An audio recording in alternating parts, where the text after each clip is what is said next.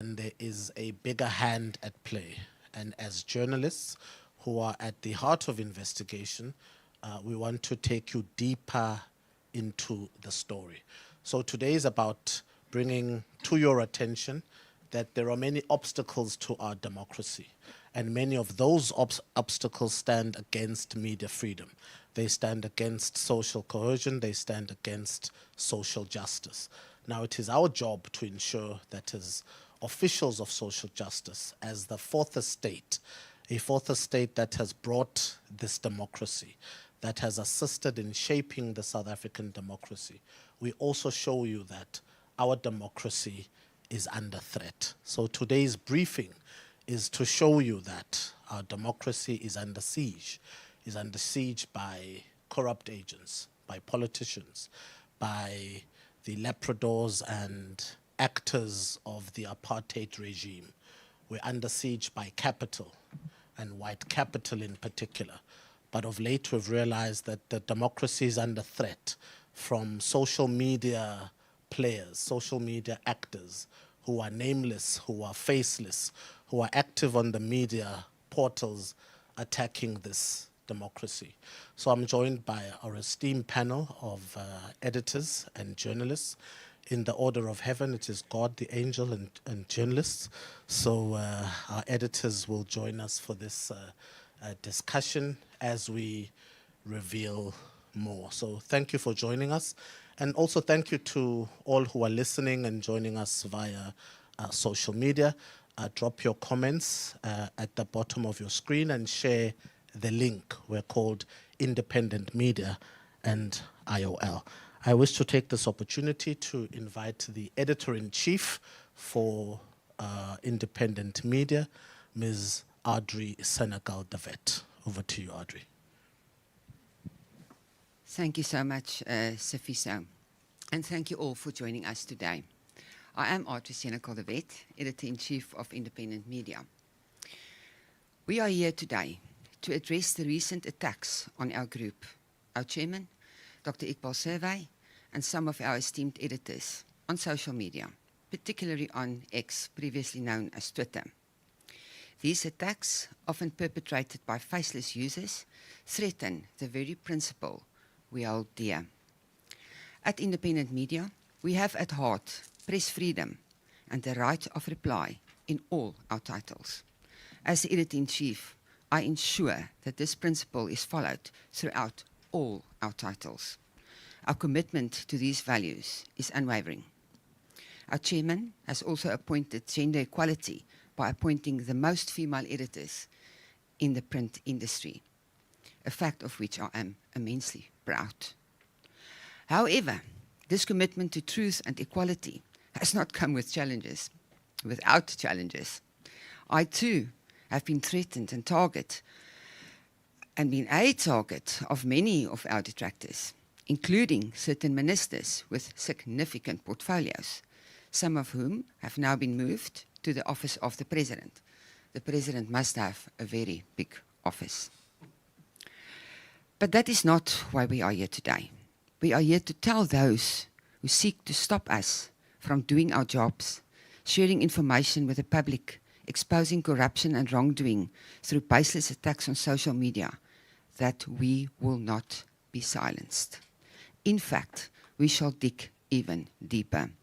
We will expose you, whether you are a big corporate, a minister, or a faceless social media ghostwriter.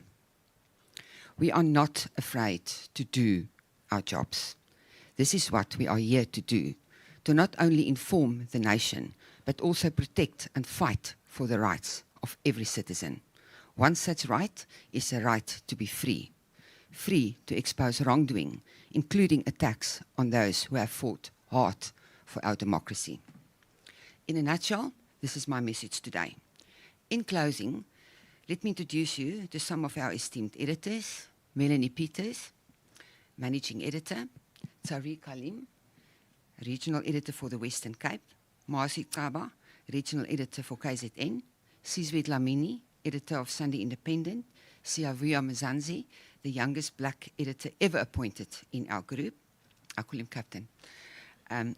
Also present here today is Jade Otto, the regional editor deputy regional editor for the Western Cape, and of course, Safisa Maslangu, the editor of the Star. I'll hand over to Tariq to say a few words. Thank you, Audrey. My name is Tariq Halim. I'm the regional editor of the Western Cape. At Independent Media, we hold a deep belief in and support for the Constitution. The Constitution is the bedrock of our very society, enshrining the rights and freedoms we cherish. It's a living document that safeguards our democracy and ensures that justice prevails. This is why we say it's all that we have.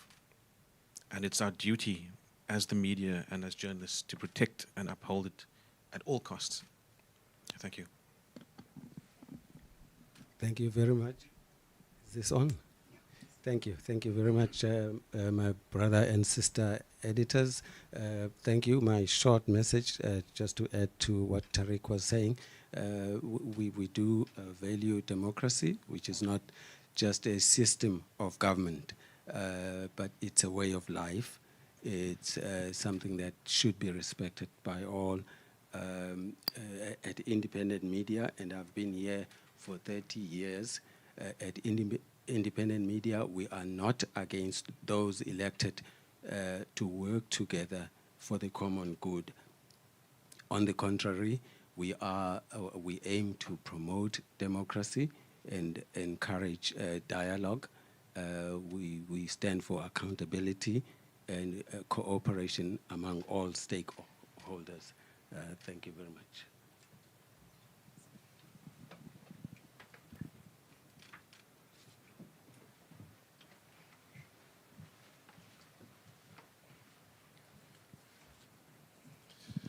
No, good afternoon, everyone. My name is Siavuya, the captain that Adri talked about. No, there's only one captain, Siakolisi. No, mine is very short, really. It's just to emphasize on the fundamental power of democracy, and to say that the power of democracy lies with its citizens, and it's important that everywhere we go, we respect the people's will. And in saying so, we mustn't shy away from holding those they appoint or elect to accountability. And that's what Independent Media has done. Perhaps we have shaken quite a lot, and that's why we are here today. In closing, I want to remind us that the day we surrender the power of freedom of expression is the day we surrender the DNA of our democracy, which so many people fought for. So in this regard, I think it's very important that we stay to the cause of those who envisioned our democracy and make sure that it's protected, and a lot of South Africans, in fact, not a lot, all South Africans should enjoy. I thank you very much. Thanks, Lance. Thank you, Sia. My name is Lance Witten. I am the editor of IOL, one of South Africa's largest and oldest digital media platforms. You will hear a lot spoken about democracy. You've heard a lot spoken about democracy here this afternoon. One of the pillars of democracy is the freedom of the media freedom. It is what holds power to account. It allows for the free flow of information, and it provides a platform for diverse perspectives. Now, IOL stands firm in its commitment to media freedom, to report the news without fear or favor, and we will not be silenced in the face of all of our detractors. I'd like to now hand over to the managing editor, Melanie Peters. Good afternoon, everybody. My name is Melanie Peters, and I'm the managing editor. I'd like to underscore what my colleagues have said by saying we stand for social justice, non-racialism, transformation, and economic empowerment. And these are not just buzzwords. They are the pillars of fair and equitable society. At Independent Media, we are dedicated to these principles, working tirelessly to address inequalities, promote inclusion, and empower marginalized communities. For us at Independent, giving voice to the marginalized is not just our job, but it is our responsibility. Thanks, Lance. Thank you very much, colleagues. I invite our KZN regional editor, Mazwi, and our Western Cape Regional Editor Tariq for the display. This is going to be the moment of reveal, where we'll take you in some of the investigations independent media has gone into. This is the first of many, and in the coming weeks we'll delve into deeper content, as you will see and read, of what has been happening in our democracy. Often social media has been very lit with the discussions are meaning to the replay or a refocus by agents of apartheid who are alive in democracy. This morning on X or Twitter, it was going viral that the son of a former apartheid machinery runner is now in the president's office, and another is the president's coupe to parliament. Now, all of those things will be delved into and taken, and reported on wildly. But for now, for this particular project, I want to invite Tariq and Mazwi to give you a display of one of the findings of our investigations. Thank you. Thank you very much, Sifiso. Thank you. Earlier on, I wanted to say it's nice to be here. I always love Cape Town. I love this city. I like coming down here, but we have a serious job to do here, and it's related to the investigation that Sifiso was talking about. As I put my glasses on, so we are here to do this expose as the first step of our unmasking campaign. Today, as independent media, we will reveal the individual behind the notorious X account known as Goolam MV. We believe this account is part of a sophisticated network of operatives actively working to subvert our democracy through the spread of misinformation and online harassment. Today, we can reveal the identity of this person behind Goolam MV. The person behind this account is Mohammed Yacoob Vawda. I hope I say the name correctly there. Mohammed Yacoob Vawda. He is a 37-year-old male from Durban. Vawda is associated with the University of KwaZulu-Natal. He holds a PhD and is also known as a stand-up comedian. He is also a radio personality of some sort.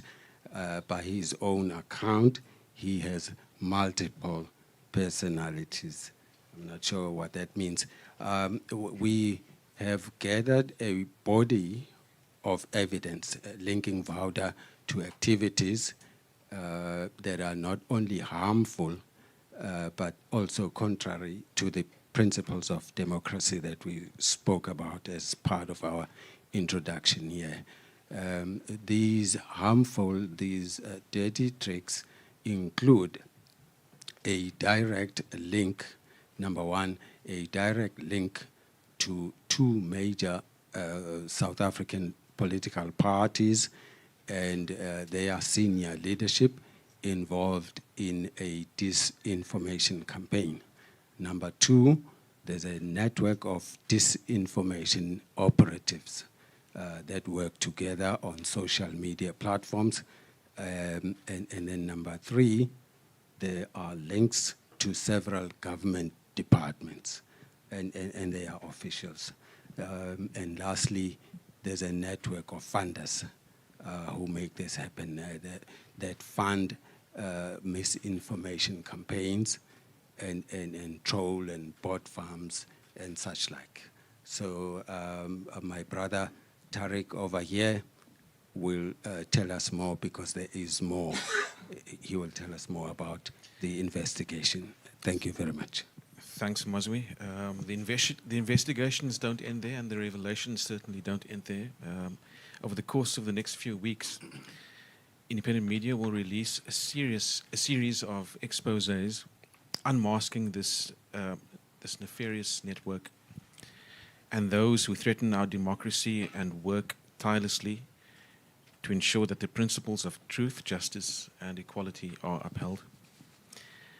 Among Mohammed Yacoob Vawda's staunchest defenders is Ismail Abramji, who, according to the Lodium Sun publication, was a known ally of apartheid President P.W. Botha.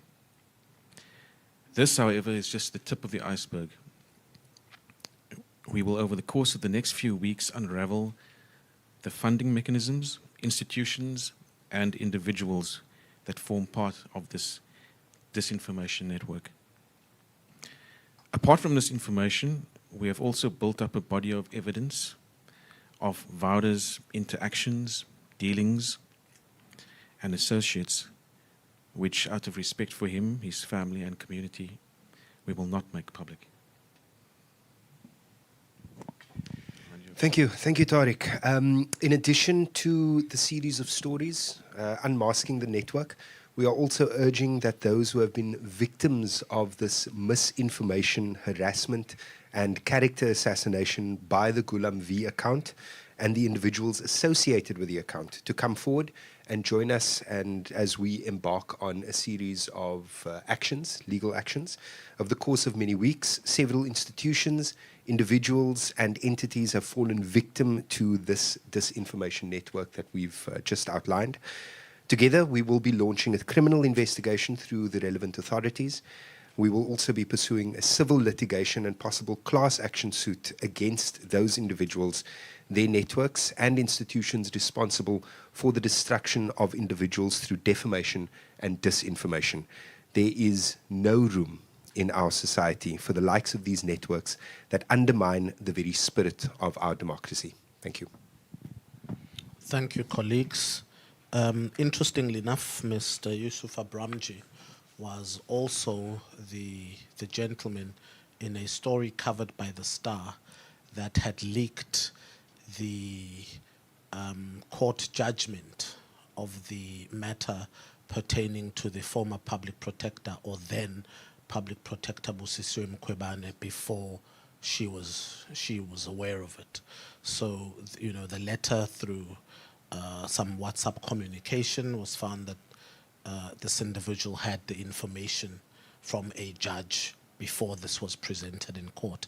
So we reported on that, but it is in these investigations that we find other links to other machinery out there.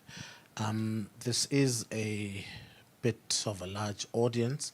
We were expecting other people to have a word, to come and speak, other individuals who were affected by the mechanics, you know, the state or the intelligence or the secret intelligence mechanic or the security branch mechanic. Let's call it the security branch mechanic because it involves elements of the apartheid state. So Mr. Alan Busak said he had quite a bit to say about this because he was a victim of this himself. But as we all know, he is unwell at the moment. But we'll speak about this at a later stage. Ms. Lindiwe Sisulu is also here. Ms. Sisulu, as we all know, was a former Minister of Defense and Minister of State Security. Then it was called Intelligence. Dr. Iqbal Survé is here, who's a businessman and philanthropist. I don't know, Doc, if you'd like to say a few words before we continue with the program. Are you okay for now? Okay. Ms. Sisulu, if you'd like to say something. Yes, a lot. Okay. A lot. Oh, no, you may say a lot. I've never found an NEC member who wants to say a little, so we understand you. You can stand here, ma'am. It's over to you.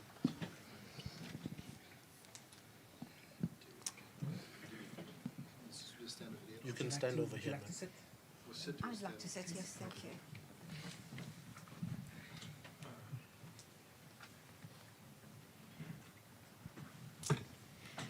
Good morning to everybody, and thank you very much to the journalists who invited me here.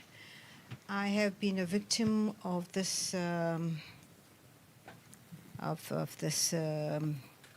Goolam, and for some time we tried to track Goolam down, and we found that the person who was fronting for Goolam was in the presidency and a woman dealing with communication. We didn't get any further than that. And I regretted that our media had got to the point where it is now. I was the first Minister of Intelligence in this country. The previous one had been Joe Nhlanhla, and he passed away prematurely. So we were responsible for ensuring that the integrity of information, of individuals' information, is dealt with. We had very regular meetings with the media, and we ourselves were exposed to a lot of information. I mean, we bugged everybody, basically. But there was an essential element in everybody who worked in intelligence. What they know, they cannot repeat. And even if a journalist were to get to them, they were not allowed to. So we had this ethical basis in intelligence to make sure that we can drive a society that is based on ethics. However, I found when I was personally attacked, and it was at the time when I stood as prospective president of the ANC, because I have every right, as everybody has, to stand if they felt like that. I was born in the ANC, and I thought, well, I'm old enough now to take a senior position. And Goolam did not let go. We tried to trace Goolam, and we were, as I indicated, stuck with this particular woman. And we thought, but how does this woman get so evil, get so petty, get so nasty? But the essence of what was happening is, if you found my name in the newspaper, it was always attached to the most negative narrative. And I've worked all my life for the organization. I've worked all my life for us to be free. But it was only at points when they could latch onto something exaggerated or completely distorted that it was either in social media or in the newspapers. And I wondered for a very long time why it was that way. But it increased when I put up my hand to stand against the current president of the country. And I think the only thing I have not been accused of is killing somebody. But anything else that they could throw, a dead cat at my door, it would be done. And it would be done by the media. We've had quite a number of interactions with the media at which we respected each other's distance. We, as members of the cabinet and members of the ANC, and themselves as members of the media. And we thought at some point that we had a decent media in the country.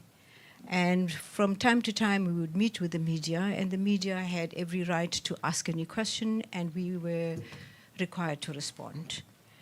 However, of late, it looks like there is this phantom Goolam, and will put up anything and is completely outside any control of normalcy and normal etiquette. But what did surprise me is there were about 3 or 4 of us standing for elections, myself, Nkosazana, Zweli Mkhize, and the president. I don't remember that there ever was a negativity thrown at the president. From time to time at Nkosazana, and we thought, okay, this is just a sexist attitude that the media has towards us. And it has gone on.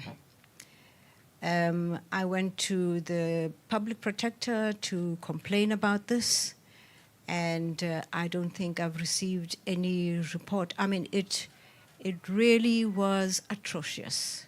There is nothing, I mean, if they found a dead cat, they would probably throw it at my door and kill the cat, kill the whatever.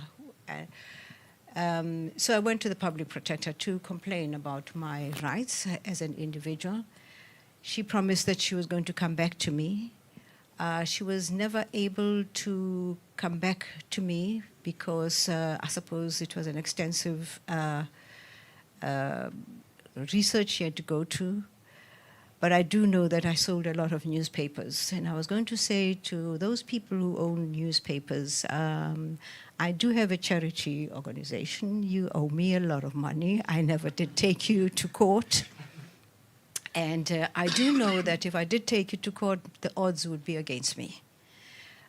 Because we have an environment in which you seek out somebody who's a plausible victim. I mean, the victim is me, but plausible person to attack and put out there in the most atrocious way possible. And that becomes the norm. If I ever met a journalist who was honest in his reporting of me, I won't say them because I don't want Goolam to follow them, but it was always a headline story with the most negative you can find. And there isn't anywhere, I've been to the ombudsman, to the press ombudsman, there isn't a single person who was able to take me out of this. And what made me feel very agitated and angry about this is that when I started off as a minister, we were sitting on information on everybody as intelligence. But we had a sacred oath that whatever you come across, you may not repeat it. It didn't seem to me that there was any sacred oath amongst journalists. They could say anything they wanted to at any time. By the time we got to social media, it was a wherewithal for everybody. Anybody who cared to would throw nasty things. But as I indicated, we did try and get to this particular Goolam, and it was a woman, I forget the name, but it was a woman in the president's office. So I thought to myself, okay, whatever is happening, this is in protection of the president, therefore destroy anything that is, is not in agreement with the president. Even if he runs for the 20th term, it will be fine. We will protect him with everything we have. That would be from the president's office. But we never did get down to the actual person. So I came here to find out who Goolam is. Goolam has done me a great deal of harm. Goolam has done me and my family a great deal of unhappiness. I have a young son, second year at university, and I don't know what he thinks on a regular basis when he comes across this, because he's got to face his friends, and children can be very vicious at times, as you all know. I worried about him a lot. I was glad that my parents had gone, resting peacefully. They're not able to see this. But I did become the pin-up girl for negative stories in the media and in social media. And the reason why I came here is to find out who it is that has been doing this, and I want to know why. And also the reason why I'm saying this is because I am the repository of all the information on everybody in this country by virtue of having been the first minister. I would never break an oath and say a thing about anybody. And I assumed that everybody had a bit of ethic in them, just ethical behavior. I have not got to the point where I have come to the newspaper and say, I know the history of this person and I can prove it, because it would be unethical. There's got to be bounds that every society abides by. And I am glad that I'm here because I want to know who it is. And what I did find strange is that they were targeted people. Even as we were running for elections, whatever it is, there were targeted people. People, I thought, okay, maybe it's because they sell the newspaper. I don't know. But I don't remember anybody following the story of Phala Phala as much as they would follow me going to a swimming pool or whatever, or falling. I don't remember anybody following all those things that actually matter for our democracy. What they do follow is that which will tarnish particular individuals. I happen to have been one of those individuals. I'm hoping that when we do get to know who Goolam is, we can direct Goolam to make sure that we can make our country proud, get down to the Pala Pala farm scandal, get down to all of those things that worry us, and explain to us why some people are, immune. If you want Sunday read, there are certain names that you want. Sisulu something something, and the paper runs off the shelf. And thank you for inviting me to the journalists. Thank you for the conscientious way that you followed this matter up. I will take legal action if I'm allowed to, because I have all the evidence of what has been said about me in social media. And perhaps we can clean up social media. Thank you very much. Thank you, Ma'am Sisulu. As we reach the end of our short program today, it's interesting that your finding seems to link to matters that we found.